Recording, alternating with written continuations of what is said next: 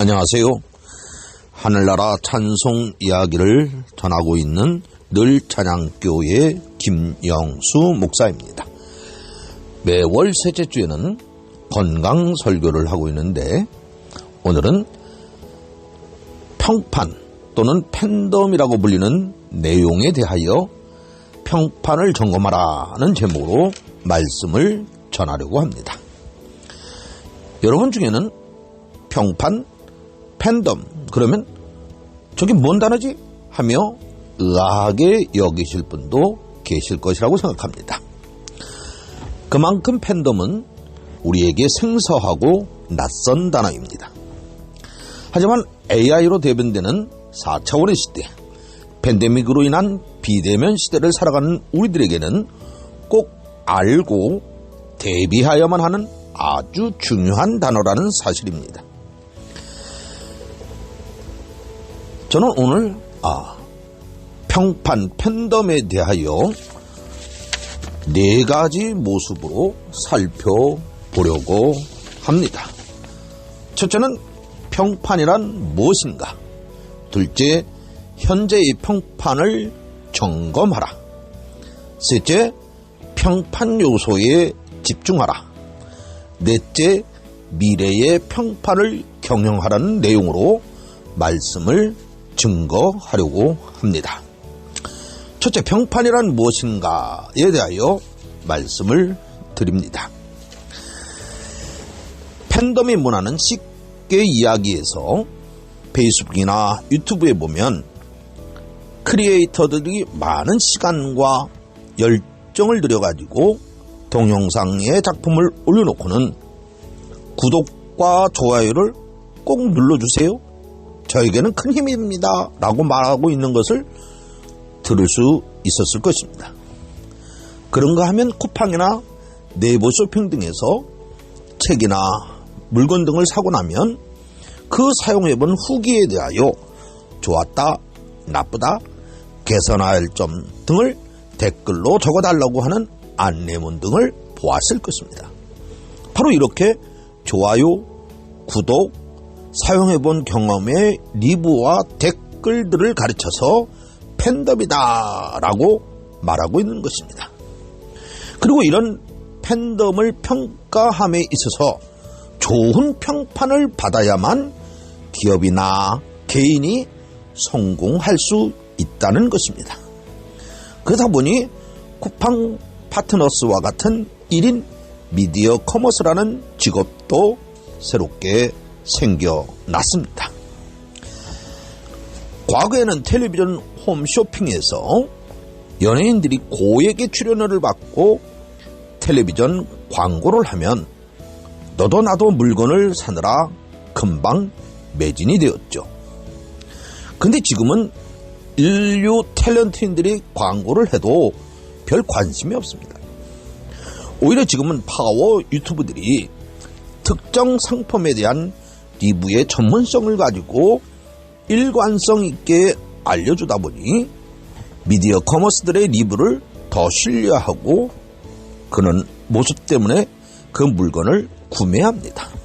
실제로 2018년 대학내일연구소의 조사에 따르면 15세부터 34세의 소비자들은 다양한 상품권의 소비에 있어서 유튜버에 대한 신뢰가 73%에 달하는 반면 광고에 출연하는 연예인에 대한 신뢰는 27%에 그친 것으로 나타났습니다.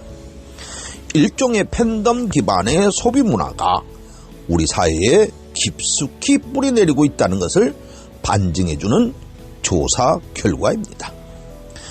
이렇듯 정보 습득의 방식과 공간이 신문이나 TV에서 디지털 플랫폼으로 바뀌어 가고 있습니다. 더욱이 디지털 플랫폼에서의 팬덤, 즉 물건에 대한 평판이 소비자의 구매 여부를 결정하는 경향이 뚜렷하다 보니까 파워 유튜브, 1인 미디어 커머스들의 주가가 하늘 높이 치솟고 있습니다. 지난 5년간 팬덤을 만들어 유통시장에 성공한 인플루언서나 기업의 사례 또한 셀 수 없이 많습니다.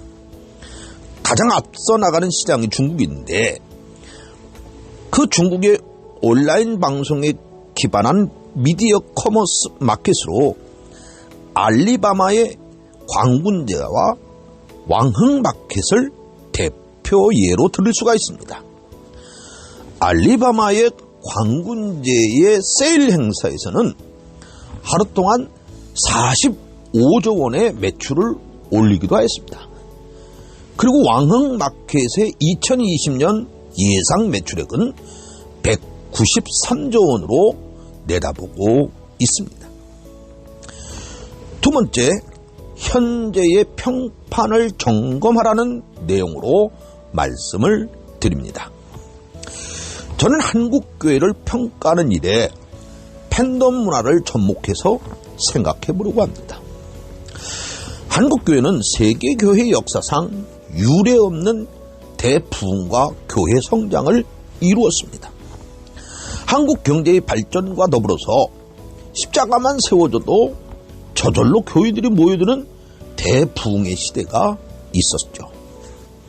그 결과 여의도 순복음교회, 영락교회, 금난교회, 사랑교회, 연세중앙교회 등 수많은 크고 작은 교회들이 세워졌습니다. 그 당시 교회를 세우려면 건물을 얻고 건물 계약서를 지방에나 노회에 제출하여 승인을 받고 개청 예배를 드림으로 교회로서의 첫 출발이 시작되었습니다. 이렇듯 교회에 있어서 건물은 교회 존립의 기반 그 자체였던 것이죠. 그러다 보니 대규모 아파트 상가에는 한 건물에 심지어 같은 층에도 여러 교회가 난립하는 기현상도 일어나게 된 것이죠. 대형 교회만이 아니라 중소교회들도 대형 교회들을 본받아서 교회 건축에 열을 올렸습니다. 교회 크기와 성도 수는 교회 성장에 비례한 공식이 있다가 보니까 교회 건축에 너도 나도 교회 재정을 쏟아부었던 것이죠. 그것으로 끝나지 않았습니다. 대형 교회들은 차량 운행과 이런 것들을 통해서 교인들을 싹쓸이하였고 더 나아가서 많은 돈을 들여서 기독교 방송에 자신의 설교를 알리기 시작했습니다. 가히 경쟁적이었죠. 아니 필사적이었다고 말해도 괜찮습니다. 교회 건물의 크기, 또 텔레비전 방송, 또 목사의 그 유명세, 곧 그것이 교회 부흥의 공식이 될 정도가 되었기 때문에 그렇습니다. 그렇게 한국 교회들이 기독교의 본질과 십자가의 신앙에서 벗어나서 오로지 교회 성장하면 매달려 왔던 것입니다. 그런데 2019년 중국 우한발 코로나 바이러스가 발생하면서 한국은 물론 전 세계가 팬데믹 현상에 빠지게 되었습니다. 코로나가 사람과 사람 간에 전염된다는 사실이 확인된 이후 급속한 속도로 코로나 환자들이 발생하면서 수많은 사람들이 죽어나가자 정부는 긴급히 사회적 거리두기와 비대면 예배 등을 강제적으로 선포하면서 코로나 바이러스 차단에 나섰던 것이죠. 그로 인해서 경제적 어려움을 당하게 된 자영업자들이 줄폐업에 빠졌습니다. 자영업자들만이 아니라 많은 회사들도 경영난으로 하나둘씩 문을 닫기 시작합니다. 그로 인해 많은 실직자들이 생겨났어요. 물론 상과 교회들 역시 문을 닫아야만 했고, 더 나아가 건물을 가진 대형 교회들도 경매로 수많은 교회들이 나오게 되었습니다. 이렇게 팬데믹 시대에 비대면 예배를 맛보면서 많은 교인들이 교회에 대한 인식 인식과 예배에 대한 의식에 대한 의문점을 가지게 되었고 전과는 다르게 교회 예배를 바라보게 되었습니다. 하나님께 예배드리기 위해서 꼭 교회에 나가서 예배에 참석하는 것만이 다가 아니구나라는 것을 깨닫게 된 것이죠.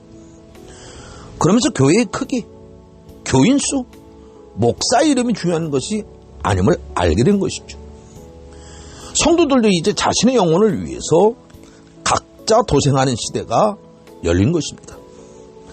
하지만 홍수에 마실 물이 없는 것처럼 비대면 예배로 인해 텔레비전과 라디오, 설교, 방송, 또 인터넷 방송, 또 유튜브 방송들이 막 쏟아져 나오면서 오히려 설교에 식상하는 성도들이 자꾸만 늘어가게 되었습니다. 진정성이 없다는 것이죠. 왜냐하면 목회자들의 설교가 십자가의 섬김과 현장에서의 그런 어떤 그리스도의 사랑의 나눔보다는 축복과 은혜를 중심으로 한 자신들의 교회 부흥에만 초점이 맞추어져 있었기 때문입니다. 이런 모습으로는 가난한 성도들이 교회로 절대로 돌아오지 않습니다. 그럼에도 불구하고 아직도 교회 건물과 교회 숫자에 매몰되어 있는 목회자가 많다는 것은 정말로 큰 비극이 아닐 수 없습니다. 세 번째로 평판 요소에 집중하라는 내용으로 말씀을 드리려고 합니다. AI 시대로 대변되는 4차 산업혁명과 디지털 산업시대에 회사들도 글로벌 시장에 발맞춰 많은 회사들이 재택근무를 시작하였습니다.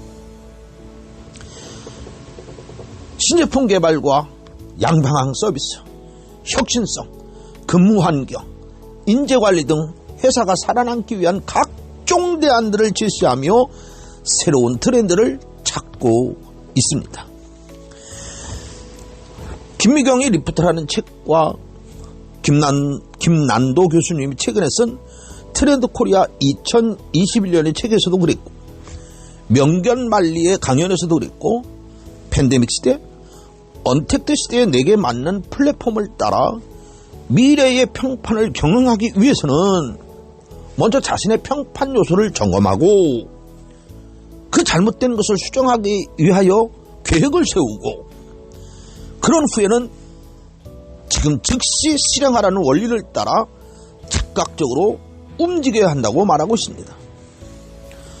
잠시 주춤했다가는, 또는 코로나가 곧 안정세로 돌아서서 곧 회복되겠지 생각했다가는 망한다는 것이죠.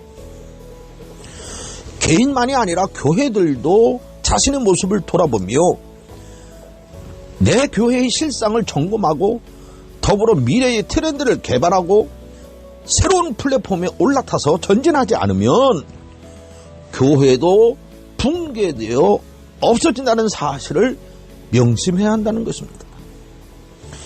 그래서 제가 저희 늘찬양교회의 모습은 어떨까라고 평가를 해보았습니다. 참고로 제가 얼마 전 페이스북에 올린 글을 소개해드리려고 합니다. 제목은 늘찬양교회를 찾지 말아주세요입니다. 명지대 입학 동기이자 동갑내기이며 명지대 방송국 동기, 그리고 지구촌 교회 권사님 한 분이 저희 늘찬양교회 예배 참석을 위해서 서울에서 전철을 타고 출발했다는 소식을 카톡을 통해 보았습니다. 이미 주일 예배를 마치고 1시가 훨씬 넘은 시간에서야 말입니다. 다음은 권사님의 글입니다. 평택에 늘찬양교회가 3군데나 있는데 어디가 침례교도 아닙니까? 검색해도 안 나오고 전화해도 안 받아가지고 도대체 메시 예배도 없고 바람도 쐴 겸 마음 비우고 출발합니다 라는 문자가 온 것이에요. 속으로 저는 깜짝 놀랐죠. 이 일을 어쩐담.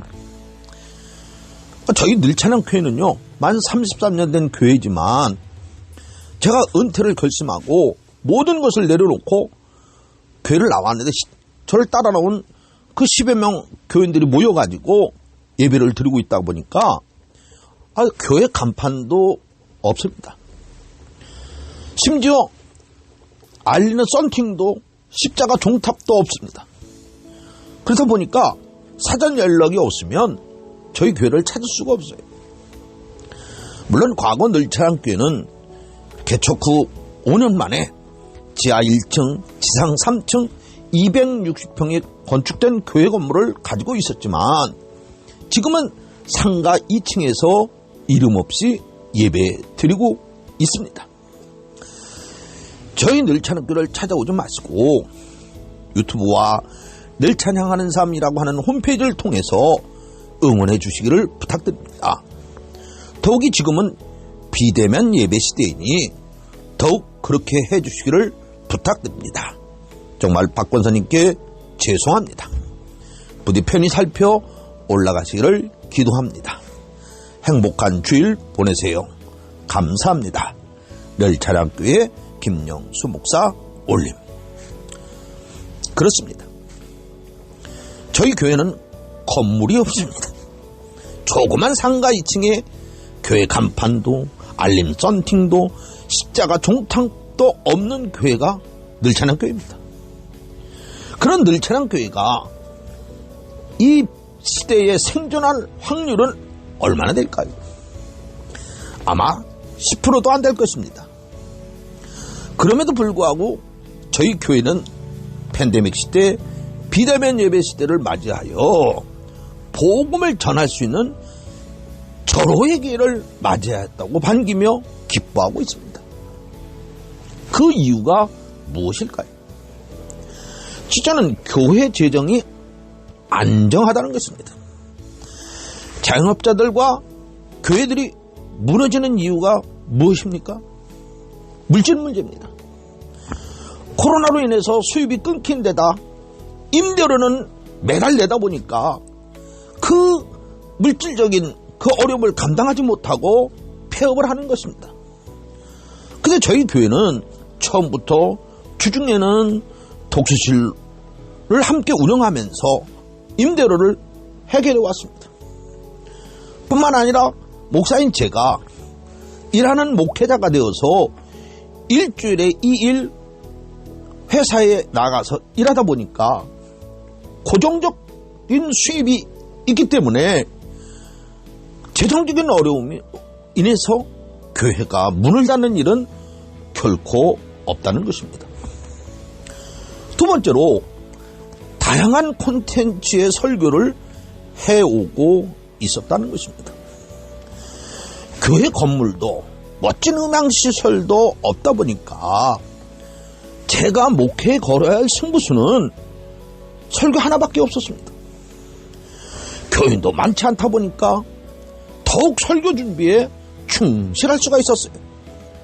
그래서 나름대로 구약 기적 강해 81편, 신약 기적 강해 60편, 인물 강해 341편, 치유 설교 54편, 비유 설교 45편, 행복 설교 31편, 변화 설교 58편, 회복 설교 56편, 영성 설교 40편, 가정 설교 33편, 경제 설교 18편, 절기 설교 33편, 승부수 설교 6편, 그리고 30여 년을 걸려서 완성한 찬송가 강해 설교 620편이 저희에게 있습니다. 물론 이것들이 설교집으로 40여 편의 책으로 출간되기도 하였습니다. 그리고 지금은 첫 주에는 찬송가 강해 설교를, 둘째 주에는 비유 설교를, 셋째 주에는 건강 설교를, 넷째 주에는 치유 설교를, 다섯 주에는 승부수 설교를 매주 새롭게 선포하고 있습니다. 그리고 오늘 설교하는 것이 세 번째 건강 설교인 것입니다. 세 번째, 팬데믹 시대 비대면 예배를 맞아서 유튜브 설교를 준비하고 있다는 것입니다. 저는 찬송가의 찬송가 해설과 말씀 간주, 그리고 관련 찬송을 저술한 저자입니다. 그리고 찬송가 가사를 텍스트로 하여서 그 찬송가를 부르고 한 절 한 절 강의하는 설교를 620편 이상을 완성하였습니다. 그리고 이것을 유튜브로 알리기 위하여 평택대학교 평생교육원 시니어 유튜브 과정에 등록하여서 한 학기 교육과정을 12월 4일 마쳤습니다. 그리고 OBS 프로그램과 줌을 통한 설교 방송을 내보내기 위한 줌 강의 과정도 12월 17일에 마쳤습니다. 늘창교회의 외적인 평판 요소가 제로에 가깝기 때문에 오히려 질적 성장에 초점을 두고 좋은 설교를 만들기 위해 더 많은 시간을 투자해 왔는데, 비대면 예배 시대를 맞이하여 이런 다양한 콘텐츠의 설교를 알릴 수 있게 되었다는 것이죠. 마지막 네 번째로 미래의 평판을 경영하라는 내용으로 말씀을 드리려고 합니다.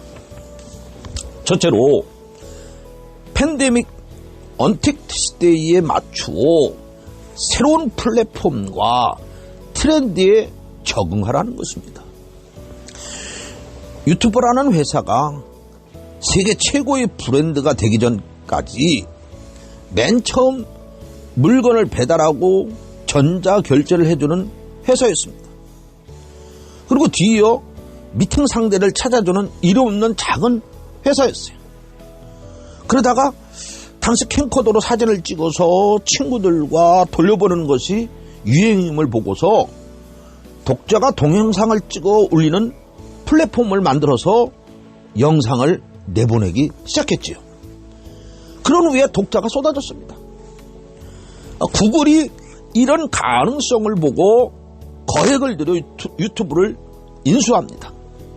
그로 인하여 유튜브가 급성장하게 된 것입니다. 이렇듯 변화되어가는 시대에 맞추어서 자신에게 맞는 트렌드를 만들어 가라는 것입니다. SNS를 기반으로 한 플랫폼은 뭐 네이버 카페, 또 블로그, 페이스북, 또 네이버 밴드, 뭐 카카오 스토리, 유튜브, 인스타그램 등 널려 있습니다. 저 같은 경우에는 파워포인트와 키네마스터라는 플랫폼에다가 늘찬양교회 설교 동영상을 제작한 후에 유튜브에 올리는 것으로 플랫폼을 정했습니다. 두 번째로 진정성과 꾸준함을 가지고 도전하라는 것입니다. 우리나라에서도 팬덤으로 성공한 음악 그룹이 있습니다. 바로 그 유명한 방탄소년단의 아이돌 그룹입니다. BTS는 공식적으로 2013년 6월 13일에 데뷔했습니다. 당시 BTS를 만든 빅히트 엔터테인먼트는 아주 작은 기획사였어요. 당연히 돈도 없고 네트워크도 빈약해가지고 아이돌 그룹을 방송 무대에 내보낼 수도 없었고 광고 마케팅도 제대로 할 수 없었어요. 그래서 이들이 대안으로 찾은 것이 바로 유튜브를 비롯한 SNS 활동을 통해서 팬들을 만나기 시작한 것입니다. 1990년대생으로 SNS 문화에 익숙한 7인의 멤버들은 매일매일 자신들의 일상과 연습하는 모습, 또 장난치고 노는 어숙한 모습, 또 뭐 청년이기 때문에 각종 고민하는 그런 고민의 모습, 그리고 뭐 연습하면서 실수하는 모습들, 그런 모습들을 있는 그대로 담아서 유튜브에 올린 거예요. 그러면서 그 팬들과 교통하게 되는 것이죠. 뭐 멋진 어떤 만들어진 그런 것이 아니라 순수한 그대로 있는 그대로를 올리면서 뭔가 팬들과 팬덤의 문화를 형성하게 된 것입니다. 그러면서부터 이 BTS가 많은 그런 팬덤의 문화, 지지층을 형성하기 시작합니다. 그리고 끝내는 빌보드 차트에서 방탄소년단의 곡 다이너마이트와 사베이지 러브 곡이 1위를 싹쓸이하는 대기록을 달성하고 맙니다. 방탄소년단이 성공하게 된 비결은 청소년들의 고민과 사랑, 우정, 방황의 아픔 등을 솔직담백하게 노래로 승화시켜 나간 것이죠.